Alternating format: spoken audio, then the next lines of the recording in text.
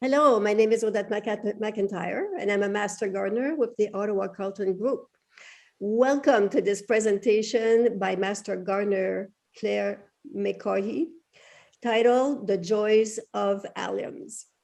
Claire will be sharing her expertise about the several allium species and their possibilities in our gardens. She discovered alliums while pursuing her interest in edible ornamental plants, discovering that alliums had a big benefit for pollinators and insect control was an additional bonus. Claire studied horticulture at the University of Guelph. One more note about Claire is her passion for ikebana, which is a Japanese flower arrangement. She's actually passionate enough about this hobby to actually enter into exhibits annually at the Museum of Nature here in Ottawa and also the Embassy of Japan. If you have any questions during the presentation, just our Master Gardener buddy today is Claire Leduc, and Claire will be monitoring the chat. So please type your questions in the chat and Claire McCaughey will answer them at the end of the presentation. And now, here is Claire McCaughey. To you, Claire. Thank you very much, Odette. And welcome everybody. Very happy to talk about alliums, the allium family of plants, which I have grown to love and really enjoy in my garden. And I don't know if you're aware, but there are a huge number of allium species, by some estimates about 700 out there. A lot of them are not very well known. Most of them grow from bulbs.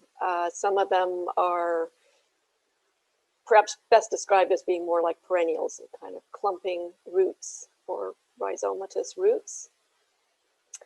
There's some very common plants in the allium family, like chives, and also a lot of unusual ones. I'm hoping to profile a couple of those that you might not have been familiar with in the presentation today. Alliums range from being very tall plants, sometimes as tall as 1.5 meters, down to just a few centimeters for some very tiny plants. There are also alliums flowering early in the season, as well as later in the season. In fact, there's one about to flower in my garden right now, one of the latest of the alliums. They're really easy to grow, in my estimation, maybe not everyone's estimation, but I do find them easy to grow as long as they're planted in the right place and to fit into most sunny garden landscapes. Sun is quite important for growing alliums. And there are both edible and ornamental species in the allium family. And some of the alliums have both qualities, which is something that I really love, growing edible ornamental plants. It was kind of a big bonus for me when I discovered that alliums were really beneficial for pollinators and for insect and pest control. So that was a big plus. I also discovered how great they are as cut flowers in my flower ranging, and maybe not something that you would think of as being a cut flower, but they do make great cut flowers. I'm still discovering more alliums and hoping to try a few new ones this fall when I'm planting. So this is a photo of chives backlit with the sun. And as I mentioned, one of the great benefits of the allium family is that they attract beneficial insects. Pollinators would be a big category of beneficial insects, but also there are certain insects that are beneficial in terms of taking care of other insects, such as wasps, parasitic wasps, and other insects that are beneficial. I haven't seen any hummingbirds on my alliums so far, but they are described as attracting hummingbirds. I just haven't seen any this year, in fact. They also have helped to ward off troublesome insects and certain animals, such as deer or rodents. There aren't any deer downtown Ottawa where I am, so I can't personally vouch for that. But the scent of the alliums is it's not immediately obvious when you walk around the garden. You don't smell onion and sulfur. It's really when you squish the leaves, or if you're pruning or tidying up the plants, then you really do smell it. And I think the animals and insects have a sharper sense of scent and can smell it when they get close. And sometimes alliums are planted close to plants like roses, which to help protect them from insect damage. There are alliums suited to planting in almost any area of the garden in full sun. Most don't grow very well in shade. So just keep that in mind. But it's always worth trying in a part sun, part shade location, depending on how open the shade is. So the very first allium is Chives, Allium Shinoprazum. I don't say that out loud very often, so I hope I'm pronouncing it correctly. It's the first one to come up in the spring. It's very hardy, reputedly, as described by the botanist from the Canadian Museum of Nature, they grow up in the Arctic. So that would be zone 1. They're edible, including the flowers. They're ornamental, and they're very easy to divide and share. They would be considered one of the clumping type varieties of allium. So over here is just my patch of alliums in my garden. And I think they look quite pretty. A couple of years ago, I was having coffee on my deck and I noticed this, what I now know to be a chrysalis for a swallowtail butterfly hanging on by dear life to a stem of chives. And then I took a photo of the swallowtail after it had opened or emerged, I guess.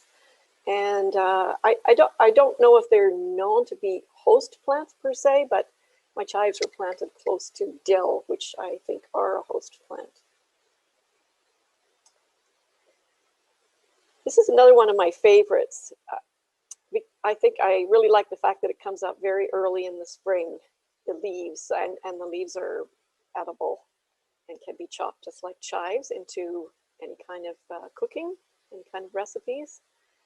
What's nice is they flower later in the season and attract both bees and wasps. I've sat with my coffee looking at this plant in front of my deck and seeing tons of wasps and bees coming to the plant.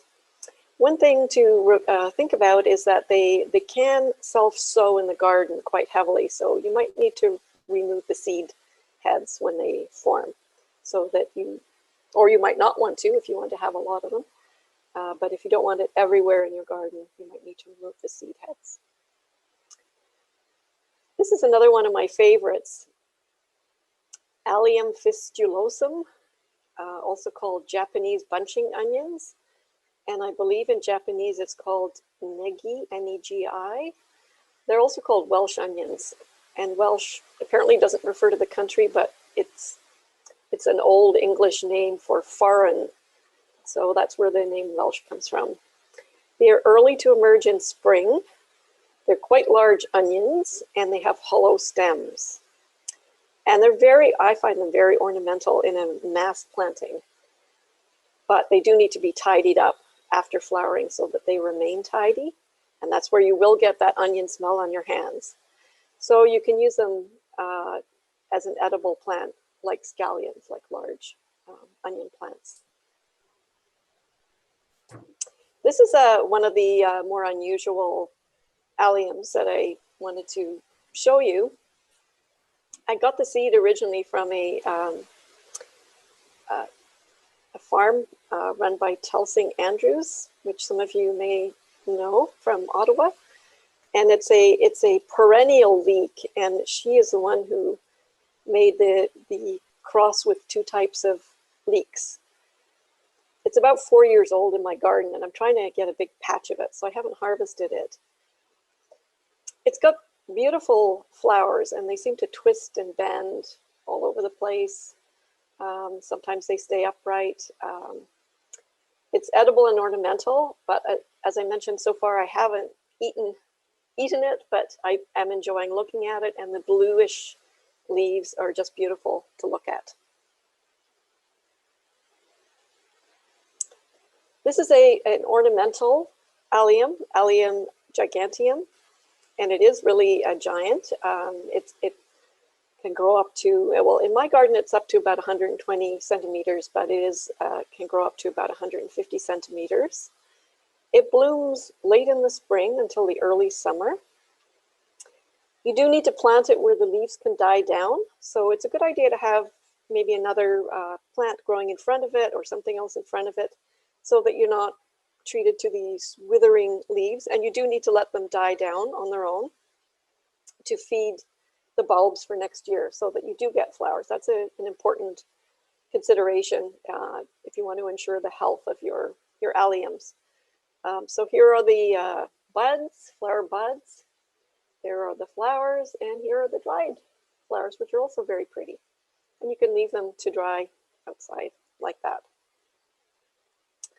This is a relatively new discovery for me. I believe it was plant of the year in 2019 or 2020. What's really nice about this clumping type ornamental allium is that the leaves don't die down. So you can pretty much plant it anywhere. It will look good no matter where it is, because it has shiny green leaves, and it blooms in summer. And also, sitting on my veranda at the front of my house, with my coffee, I'm watching a steady stream of bees, wasps, and other insects circle around the Allium millennium. It's a very pretty plant and very easy to look after. Native plant alliums, there are two that are native to Eastern Ontario or Eastern North America. Allium trichocum is the wild leek, which is protected in the wild. And Allium cernuum is the wild nodding onion. I have both in my garden, but I don't unfortunately have a photo of the wild nodding onion. It just hasn't kind of put on a really showy appearance yet. So, and I just forgot about it, but I do have a patch in my garden. I did grow these Allium trichocum plants from seed. This is about the 3rd or 4th year. I've got, as you can see, chicken wire over so that they're not dug up by anything. So the leaves are getting bigger, and I hope maybe in 2-3 years to harvest in some way, but I'm going to not do too much to them. In the meantime, a friend gave me a patch of kind of fully developed Allium trichocum from his garden. So I have that in another area of the garden, but I still want to look after my seed-grown wild leek because it's just grown from seed. It's special. So alliums can be added very easily in your plantings. This is a street planting along a boulevard, and you could see hostas with alliums interplanted. So I know many people have big patches of hosta and sometimes want something else to create interest. So this is a great way to create interest. There are many ornamental allium bulbs available in the fall. I've seen quite a few in the nurseries right now. So this is an excellent time to go and grab some and maybe try some new varieties if you have alliums already. Garlic bulbs are also available right now. They can be planted in the fall. You don't actually plant the bulb, you plant the individual cloves. So you break apart the garlic bulb. They can also be planted in spring, but you'll get a bigger plant if you plant in fall. Clumping alliums are available all season to plant, just like you would plant a perennial. Alliums can also be grown from seed, and this is the best way to get unusual or uncommon species, such as my Allium trichocum, the wild leek. I grew from seed because it is protected, but it's also rare. Bulbs and plant divisions are, as I mentioned before, are for clumping varieties. Alliums, a reminder, do like well-drained soil and are quite drought tolerant. and alliums as cut flowers and dried flowers. I like flower arranging, and I find alliums are really superb in flower arrangements. They just have a really nice form. The white ones, the purple ones, they look good with other flowers, and they dry really well for dried flower arrangements for the winter, and also for craft type projects. So they're a great way to, another joy of alliums. So I hope you get a chance to maybe try them as cut flowers when you grow them. So I would, with that, I think I'm passing it back to Odette at this point. So I can, so Claire, we have a couple questions. One of them was from Janet in Etobicoke, and she wanted to know why the number and the vigor of her allium flowers decline each year. Mm-hmm. Well, it could be a few reasons. It could be the soil that they're planted in, maybe requires some kind of amendment. That's one possibility. Another possibility is that I mentioned the leaves that need to die down before they're removed, and that can affect the flowering and the vigor of the plants. So it's very important to plant them maybe where you don't see the leaves dying down, so that you can go through that process fully. You can also add some bone meal or blood meal and scratch it into the soil, both at the time of planting and after they've been planted and have been in the ground for a few years, or add some compost on the soil. And also make sure when they're being planted to plant them quite deep if you can, 3 or 4 inches for maybe some of the larger alliums, just so that they're very secure and protected in the ground, and they seem to do better with deeper planting. And Mary wanted to know, why do the leaves on her allium turn yellow while the plant is still blooming? Well, they're beginning to, the leaves are beginning to disappear because the flowering is finished, and they're a bulb like other bulbs. Daffodils or tulips go through the same process. That's how bulbs rejuvenate themselves for the next year. So they're the same kind of process as any other bulb. So it's an essential part of the process.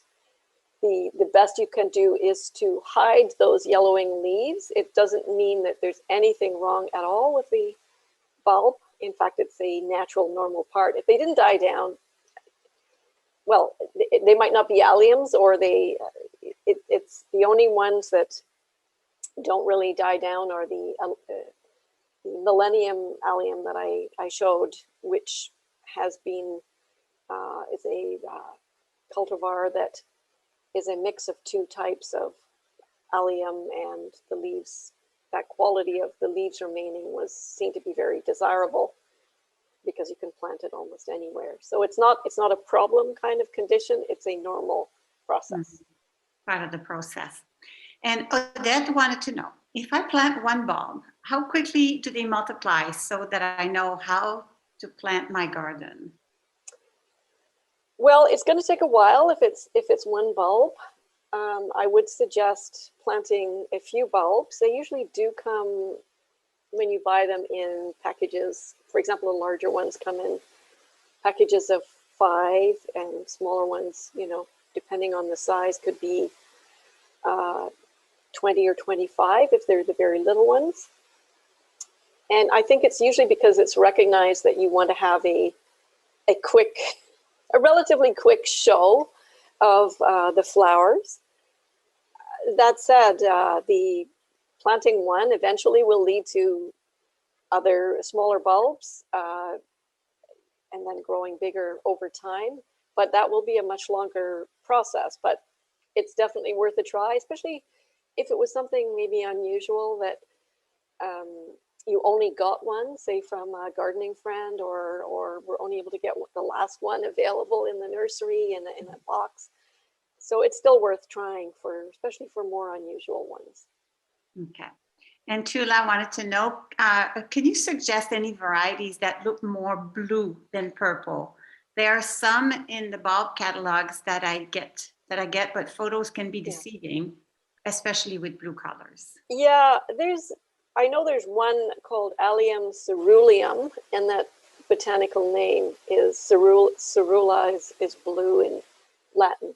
And it does seem to be bluer than the others in my estimation. I don't actually have it in my garden right now, but I have grown it before in another garden, and it definitely has much more of a blue color than those described as blue, which are closer to purple most of the time. I mean, there are different shades of purple that maybe are closer to blue, but Allium ceruleum is the closest one to blue, and in fact it is blue that I have seen. Okay. One, Nancy, one ornamental variety I enjoy in my garden is Allium schuberti. I don't know if I'm pronouncing that right. Apparently it's really great to dry. Yeah, I actually was looking for a photo of it that I knew I had taken, and of course I couldn't find it.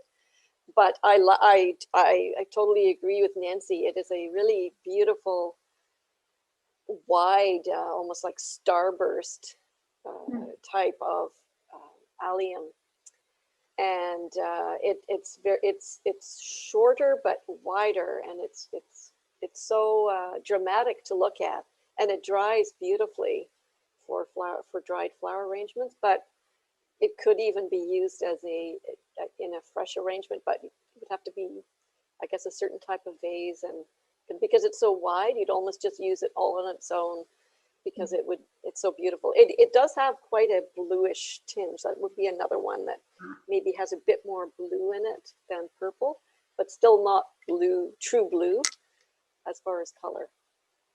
Good to know. And Joey, I would like to know if you have to deadhead to stop their regrowth. For all alliums, well, I would only deadhead alliums that I would be worried about reseeding in the garden all over the place. And I mentioned the garlic chives as being one. I haven't particularly worried about other bulbs. In fact, I'd be happy if something like Allium schubertii or Allium ceruleum, or any but the maybe the ones that are reputed to be a problem, I'd be happy if they reseeded. So it's really only a couple that are, can take over, that I would worry about. For the others, I've been trying to start collecting seed so that I can, I don't know, maybe propagate and share with other gardeners. Some of the, for example, that one I mentioned that's a perennial leek, I'd like to be able to maybe share the seed with other gardeners, or maybe start some more plants and share the actual plants. So it's a real bonus when there's extra seed, for at least for the vast majority of the plants. And by the way, garlic has it has bulbils, which are like some very, very tiny bulbs. So that's another thing you can look at in terms of propagation, which is closer to seed. Okay. And Joya also says that the seeds come back looking like grass. What should one do to cull them? Well, the seeds look like grass because they're monocotyledonous plants, so they come up that way, and that's also how I recognize if they're close by, say to my garlic chives. I know it's probably them if there's nothing else that's also an allium around. You can just carefully pull them out. They tend to grow very close together when the seeds drop in almost like clumps, especially if a seed head falls. Basically, you've got a massive clump of seeds that will all germinate in one spot. So if you have a lot of patience and you want to share little seedlings with gardening friends, you've got a whole clump there and you can go crazy with your tweezers and fingers and little pots. I mean, if it was something really unusual, then I would definitely lift the whole clump out and I would separate them and maybe try to grow them on. If it's something like garlic chives, I've got plenty, so I would probably remove it and put it in the composter. Okay. Yeah, the whole clump as a group. Or they can be replanted elsewhere in the Or garden. exactly, yeah, replanted elsewhere in the garden if you want to have more. And you can, you don't need to go down to the individual little seedling level if you're just replanting them in the garden. You could even take that clump and almost like divide it with your fingers and put 3 or 4 little seedlings together in a clump. So that would grow on pretty well. Okay, well, maybe one more question if we have time, Odette. Agnieszka would like to know, the so-called Egyptian onion is an interesting one that I enjoy growing and using fresh. Mm-hmm. Do you know its Latin name? And that's not the same as Welsh onion you've mentioned? Right. Of course, I can't remember off the top of my head. Maybe Odette or Claire, you know the name off the top of your head, but it is one that I would like to grow, as I've seen marvelous pictures of it in some of the previous Travel Talk presentations of, you know, growing an interesting plant with little bulbils at the end. So I definitely want to try and grow it. I'd like to have of course, my garden's crammed with plants right now, so I'd like to have some space to try to grow it, because it kind of falls over and then grows from where the bulbils fall in the garden. So Okay. yes, it's and again, I'm sorry, I can't remember the. Well, Kelly has a name for us. It's Allium X proliferum. Okay, I learned something today. Allium X proliferum. I guess it does wear its name quite aptly, proliferum, right? It's, yes. it's that bad to a spreader, but yeah, it says it all. And yes, it says it all, and I think it's an aptly name with proliferum. So I guess that this wraps our presentation of today, and it's time to say thank you to Claire McCaughey for providing expert advice on the genus of Allium. This was truly inspiring, and actually I was thinking, I have a spot for these, so might go shopping this afternoon. So thank you for these ideas. Thank you also to Claire Leduc for handling the questions. You did a great job. I'd like to thank all of you for tuning in today, and I invite you to join us again next week for another Travel Talk live presentation. And this time it will be about winter interest in the garden. It will be presented by Master Gardener Mary Ann Van Berlo. Have a great afternoon, everyone. Bye-bye.